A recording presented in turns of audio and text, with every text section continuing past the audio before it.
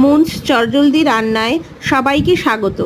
আজ পটল পোস্ত বানাবার জন্য কিছু পটল নিয়ে নিলাম। তার গাগুলো ভালো করে চেঁচে দুদিক কেটে মাঝখান দিয়ে চিড়ে দিলাম।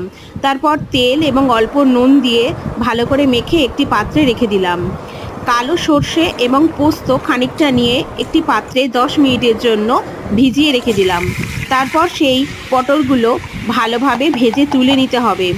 সেই তেলে কালো সর্ষে এবং 2টো শুকনো লঙ্কা দিয়ে দিতে হবে। তারপর সর্ষে, পোস্ত, কাঁচা লঙ্কা, আদা দিয়ে বানানো পেস্ট দিয়ে দিতে হবে। তার মধ্যে সামান্য একটু হলুদও দিয়ে দিতে হবে। এই সময় হলুদটা দিলে খুব সুন্দর রং আসে। তারপরে পেস্টটা দিয়ে খানিকক্ষণ ভালোভাবে ফোটানোর পরে যখন তা দিয়ে তেল বেরোবে তখন ওই ভাজা পটলগুলো তাতে দিয়ে দিতে হবে। ভালো করে এদিক ওদিক নাড়াচাড়া করার পরে তাতে খানিকটা নুন এবং স্বাদ মতো চিনি এবং ওপর থেকে কাঁচা লঙ্কা দিয়ে দিতে হবে। দিয়ে একটু গরম জল দিয়ে দিতে হবে।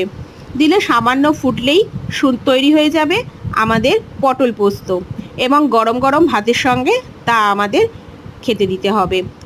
দারুণ লাগবে।